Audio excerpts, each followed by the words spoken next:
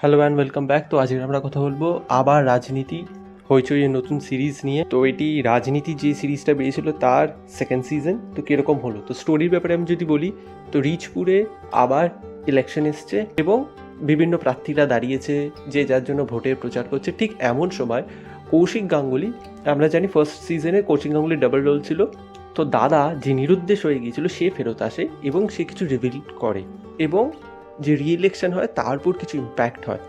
তো রি-ইলেকশনের কি আউটকাম হবে, কেন কৌশিক গাঙ্গুলির যে দাদা চরিত্রটা রয়েছে সে এত বছর পর ফেরত আসছে, এবং ফাইনালি এই যে রিচপুরের যে পলিটিক্যাল যে সিনারিওটা রয়েছে সেটা কীভাবে ফাইনালি ইম্প্যাক্টেড হবে, সে নিয়ে হচ্ছে সিজন 2টা।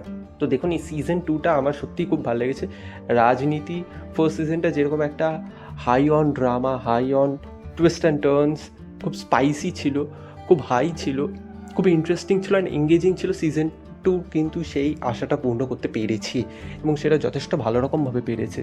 এর পজিটিভ দিক, নেগেটিভ দিক আমি যদি বলি, দেখুন পজিটিভ দিক আমি আগেই বলেছি, খুব ভালো রাইটিং এবং এখানে যে ক্যারেক্টাররা রয়েছে সেটা খুব কালারফুল। দেখুন, কালারফুল মানে যে কমেডি করবে এমন কিন্তু কথা নেই, এখানে ক্যারেক্টার কালারফুল মানে বলতে চাইছি সবারই বিভিন্ন রকমের শেডস রয়েছে, বিভিন্ন রকমের ডাইনামিক্স রয়েছে, সবাই নিজের নিজের একটা এম রয়েছে, নিজের নিজের একটা চাহিদা রয়েছে এবং সেটার উপর সবাই সেটা কাজ করছে। এবং যে একটা ক্যারেক্টার যখন একটা কাজ করছে, কোনো একটা কর্ম করছে, তার ইম্প্যাক্ট কিন্তু টোটালি যে অন্যান্য যে চরিত্র রয়েছে তাদের উপর পড়ছে। কেউ সেটাকে দেখাচ্ছে, কেউ সেটাকে দেখাচ্ছে না। তো এই যে রাইটিংটা এরকমভাবে করেছে সেটা খুব সুন্দরভাবে হয়েছে। এবং এখানে পারফরমেন্সের ভিতর কণিকা বলি, তিতিপ্রিয়া বলি, কৌশিক বলি, অর্জুন চক্রবর্তী বলি, সবাই খুব ভালো কাজ করেছে। হ্যাঁ, আমার একটা জায়গায় মনে হয়েছে যে কণিকার যে চরিত্রটা রয়েছে সেটার অন্য কোনো দিক আমরা আর পেলাম না। বাট সেটা ঠিক আছে, একটা চরিত্রকে সবসময় যে নতুনভাবে এক্সপ্লোর করতে হবে সেটা না, সে সেরকম রয়েছে, এবার সে কীভাবে অ্যাডাপ্ট করছে সেটা একটা দিক রয়েছে এবং সেটা এরকমভাবেই রয়েছে। কৌশিক গাঙ্গুলির চরিত্রায়ন, লেখা এবং তার পারফরমেন্স আমার সত্যি খুব ভালো লেগেছে এবং তার এন্ট্রির পর থেকে না একটা রিসি ব্যাপার চলে আসে এইখানে। এবং রাইটিংয়ের ব্যাপারে আমি আরেকটা জিনিস বলতে চাইছি যে প্রথম 3 কি 4টে এপিসোড মতন আপনি ধরে নিন আপনাকে রিচপুরটাকে রিইন্ট্রোডিউস করা হচ্ছে, কারণ অবভিয়াসলি ইলেকশন হচ্ছে, নতুন নতুন চরিত্ররা আসছে, তাদের কি ডাইনামিক্স রয়েছে অন্যান্য চরিত্রের সাথে সেগুলো ইন্ট্রোডিউস করতে 3-4টে এপিসোড লাগছে এবং লাস্ট 3টে এপিসোডে পুরো আপনাকে এক্সপ্লেন করা হচ্ছে। তখন ওই পাল্পিনেসটা আসছে, টুইস্টস আসছে, যে পলিটিক্যাল থ্রিলার ব্যাপারটা রয়েছে সেইগুলো ভালোভাবে আসছে। তো এইটাও খুব ভালো।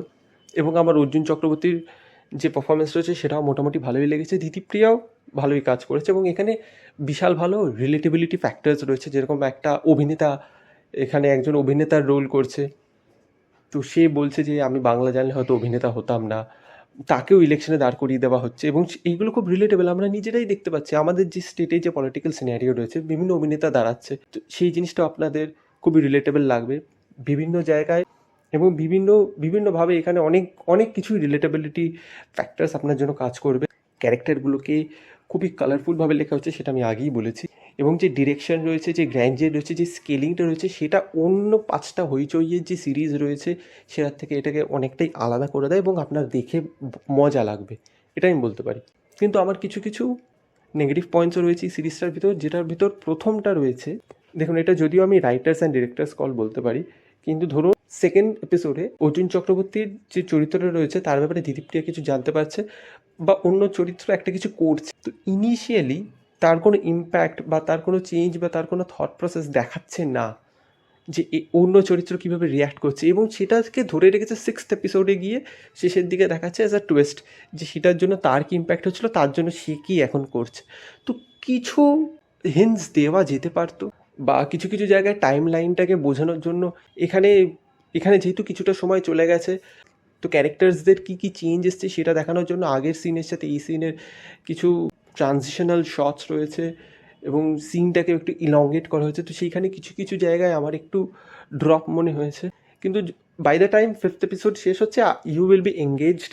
এগুলো আমার ব্যক্তিগত ধারণা যে কিছু কিছু জায়গায় ওই পুরনো সিনগুলোকে দেখিয়ে বা পুরনো জিনিসটাকে ইন্ট্রোডিউস করি, জিনিসটাকে একটু স্লো ডাউন করে দেওয়া হয়েছে প্রথম 4টে এপিসোডে, কিন্তু লাস্ট 3টে এপিসোডে আপনি যথেষ্ট পেসি ফিল করবে এবং এটা আপনাকে অনেকটা হাই দেবে এবং এখানে প্রচুর অ্যাসপেক্টস আনএক্সপ্লোর থাকবে। বোঝাই যাচ্ছে থার্ড সিজনের জন্য এটা করা হচ্ছে, কিন্তু সব অনেক কিছুই এখানে আনএক্সপ্লোর রেখে দেওয়া হচ্ছে, সেটা আমার খুব একটা ভালো লাগেনি।